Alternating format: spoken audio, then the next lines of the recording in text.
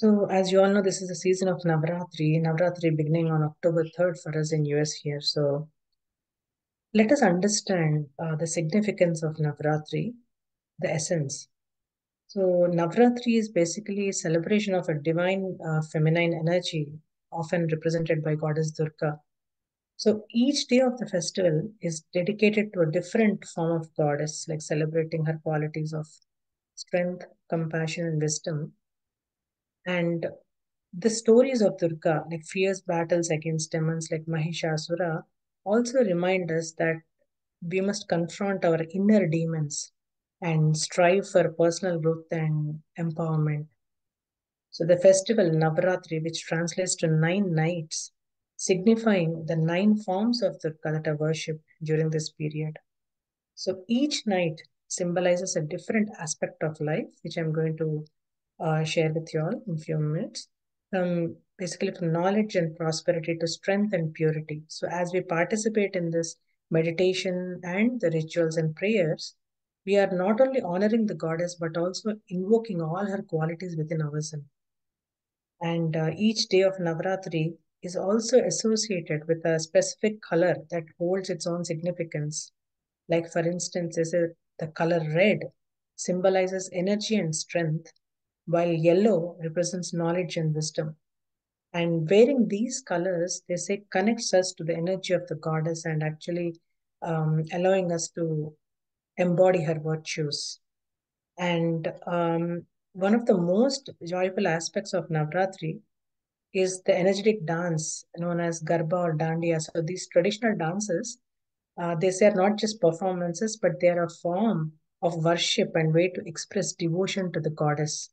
So through dance, people come together and share the joy of the festival. And each step and twirl and rhythm of this dance, they say, is, represents the energy of the goddess, like connecting us to something that is greater than ourselves. So all these 9 days, Ma Durga is worshipped in different forms. So day one is Shailaputri, who symbolizes strength, courage, and composure. So we all need great deal of strength and courage, right, to remove our ignorance and to progress in the spiritual path.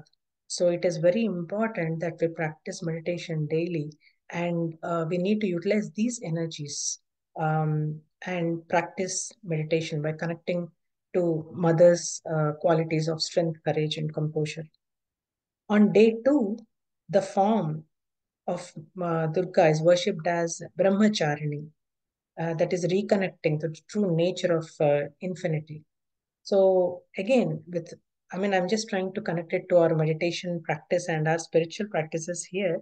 So we all need to realize that we are not just physical body, but we are combination of body, mind, intellect, and buddhi.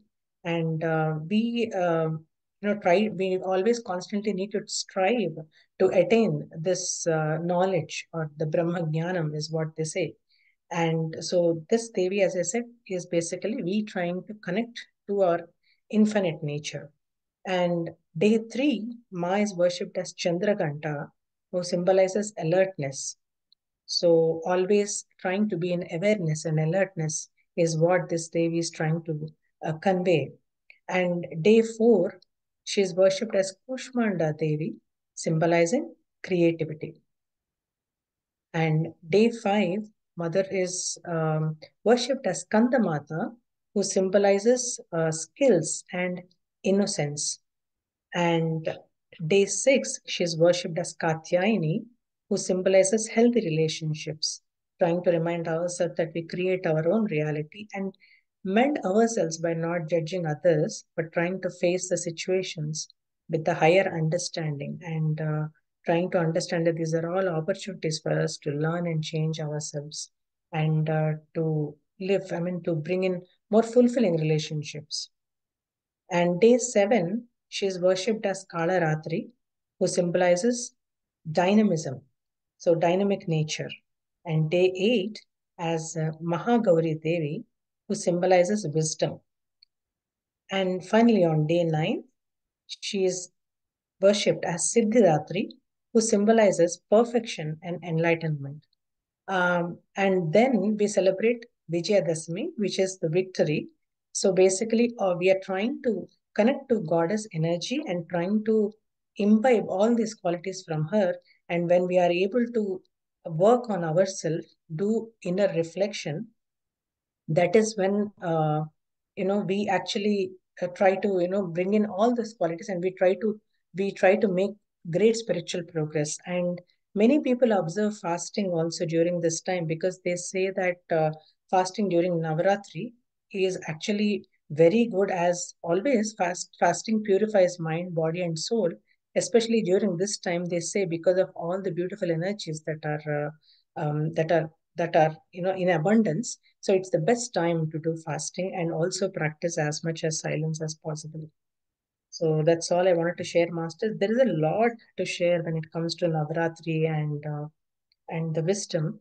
I thought, like, considering the time that we have, I just wanted to share the essence so that we all try to remember this, and try to practice more silence and meditation during this time, and harness the beautiful energies of universe. Thank you so much for listening, Masters. If anyone would like to share your experience, meditation experience, or your perspective, please unmute.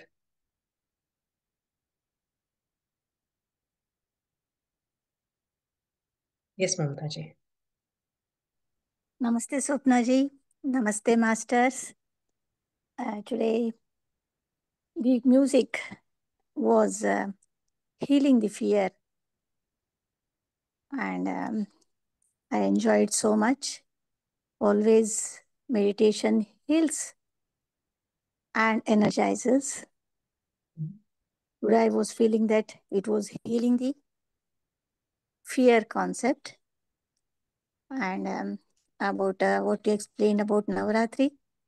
It was so beautiful, and so I thank you for that. And the Navaratri, what you explained about all Devis and all the energies and each day wisdom, it's the completeness means, I feel that it's the completeness of a soul. The 9 days, see, all these religious, they have done for this purpose, to be complete and to celebrate our life. And that's the life purpose. And that is nirvana in samsara. I think that they have done all these religious systems to awaken all this. And these are the practices, if you go on doing in the right way, and it's a beautiful effect. I want to share my some life experiences that I was connected. I always be connected to the life flow. As and when the life gives me, whatever it gives, I'll be connected. And one time there will be a physical guru, and in one time there will be Devis connected, like Ma Durga, Ma Kali, Ma Lakshmi, Ashtalakshmis, and Saraswati means Sharade, and Annapurneshwari, Rajarajeshwari. These all divine vibrations we connect. And all the time, I used to connect as ritual I was doing for so many years. But I used to do to connect to Ma Durga like that. And each day I used to connect that divine energies. And if we are going on learning also, and there will be so much of karma also. So it helps to burn our karma, the intensity of karma.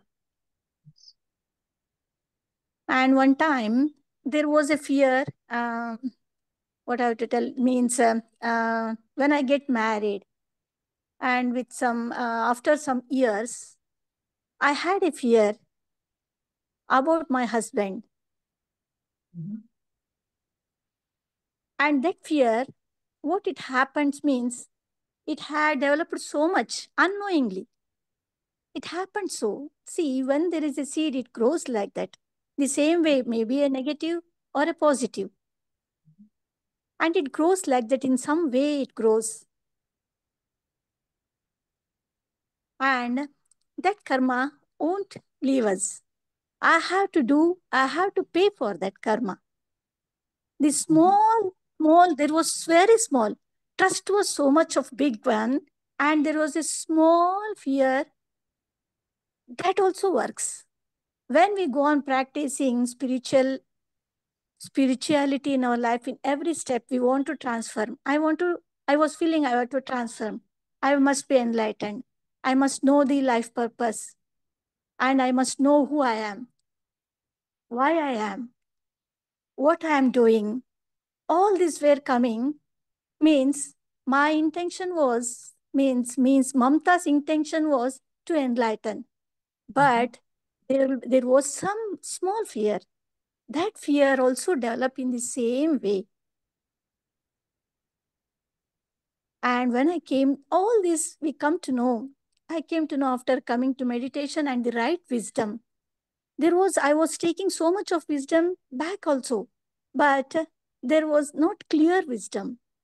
Mhm.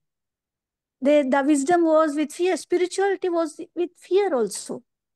And if you do like this, there'll be something will be happen. This is the right way. You conquer punya. And that is not the way of spirituality. Then I came to know as I went on doing meditation and I joined to Anapanasati meditation.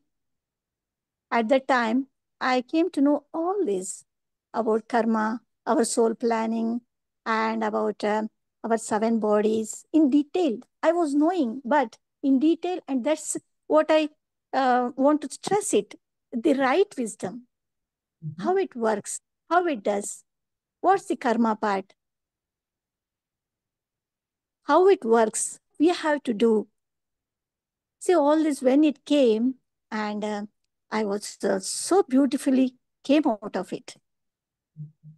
And but I have to pay for that. I'll pay it so happily, so happily. I will pay with compassionate, with kindness, with love. That is unconditional love.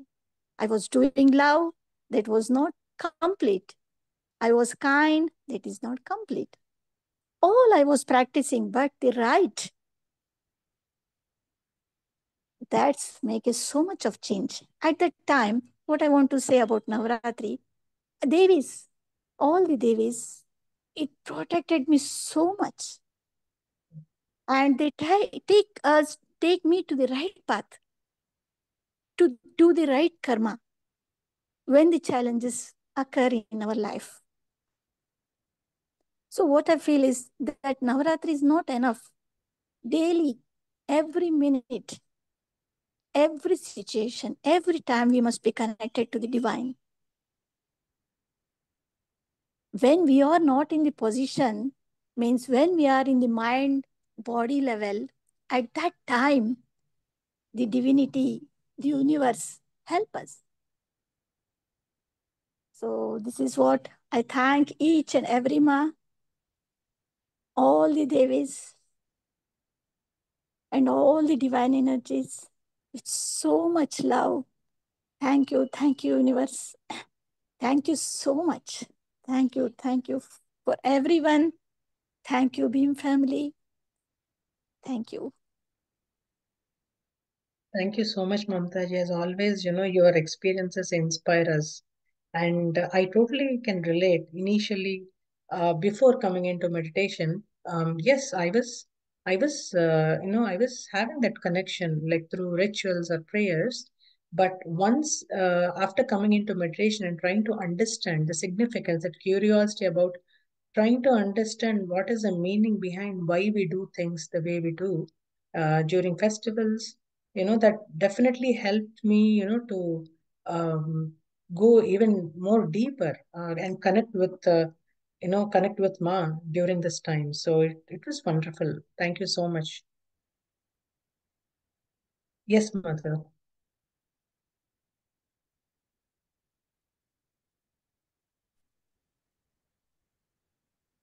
Thanks a lot, Swapna. This is Ram here. Hi, Ram. So it was a beautiful meditation and a wonderful wisdom sharing, a timely sharing as these highly energetic days come upon. And, women by nature, naturally, they are connected to these divine aspects. And with little practice, they awaken these powers, they connect to these greatest uh, divine aspects. And for men, they have to become an inspiration in order that they connect to their feminine part, feminine aspect, connecting to these divine aspects as well. So as we go through these days, let's all wish that all women connect to their divine aspects. Meditation is one of the ways to connect to these divine aspects, and may men as well see, get inspired, and connect to their feminine part as well. So thanks a lot for reminding all of us. And as well, today, October 2nd, is celebrated to remind ourselves another great personality, Mahatma Gandhi. So he lived all his life to remind humanity about non-violence, simplicity, and always living in the truth. Satyameva Jayate, which means truth only prevails. So let us all remind ourselves, align to these greater universal truths, and lead life in the most beautiful way. Thank you, Swapna. Thanks. Thank you, Ram. Thank you for reminding us about October 2nd of Gandhiji's birth. Masters, anyone else would like to share your experience?